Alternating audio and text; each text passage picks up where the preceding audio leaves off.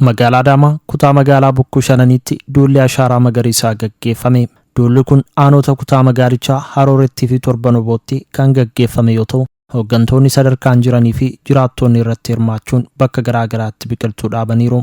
Hojii raawwachiisaan itti aanaa kutaa magaalaa Bokkuu Shananii obbo Misgaanaa Bashaa sagantaan ashaaraa magariisaa dhaloota har'aa fi egeree kan walitti hidhu ta'uu ibsuun milkaa'ina isaa keessatti hawaasni kutaa magaalichaa sosochii cimaa taasisaa jiraachuu dubbatan. Hirmaannaa uummataa keenyaatiin hirmaannaa hawaasaa keenyaa kutaalee hawaasaa adda addaati. Jiraata aanolii keenyaati, jiraata kutaa magaalaa keenyaati. Hirmaannaa kanarratti bonarraa kaasee qotamaa jira. Lafti kun iddoon kun qophaa'aa kan ture kooriidariidha. Kooriidarii kanarratti immoo gosa nyaataa akkuma jalqaba isinii kaase gosa biqiltuu nyaataa fi kan miidhaginaati. Asfaaltii irraa magaalaa keenya bosonoomsuudha. Kanaaf uummanni keenya erga bonarraa kaasee kan qotaa ture qophii boolla qotuurraan kaasee qophii lafarraa kaasee akkasumas biqiltuu qopheessuurraa kaasee biqiltuun kun baruma kana kan qophaa'e jechaadha. Baruma kana sadarkaa aanaan keenya qopheeffatanii hawaasni keenya qopheesse akkasumas guyyaarraa kana bal'inaan ba'aniitiin uummanni keenya bal'aan kun dhaabuu kaawwanneedhu jechuudha. Akkasumas immoo kan hin jirre immoo kan akka kuduraalee muduraalee immoo bittaadhaan illee deeggarsa nuu kennaniitiin kan dhaabamu bal'inaan uummatuma keenyatu bal'inaan hirmaateeti waan ta'eef hawaasni keenya hirmaannaan isaa olaanaadha.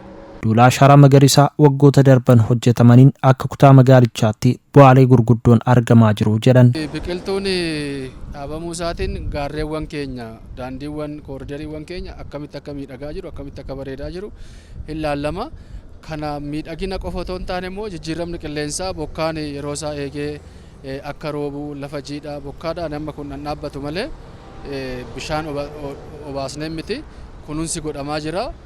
Gaarreewwan keenya akkaataatti bosonaa'een kaleessarraa kaaseetiin haala gaariitiin uummanni keenya illee daawwachaa turanii muuxannoodhaaf kan ta'ullee gaarreewwan keenya nu jiran kun haala gaariitiin kan misoome. Kanaaf jijjiirama qilleensaa bokkaan yeroo isaa eegee akka roobu akkasumas miidhagina magaalaa keenya moodeleessuun magaalomsuun bosonomsuun magaalaa keenya haala akkasii amma garuu kanaatiin baay'ee karaa namatti tolu. Hojiin kunis caalmaatti cimee kan itti fufu ta'uu dubbataniiru.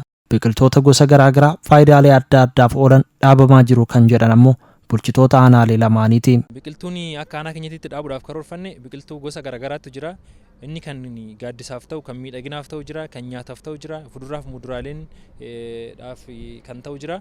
Kana keessatti guyyaa irraa kan dhaabne keessattuu biqiltuu nyaataaf ta'u kan akka abukaadoo, kan akka maangoo fi kan gaaddisaa dabalatee biqiltuu baay'eedha kan dhaabne.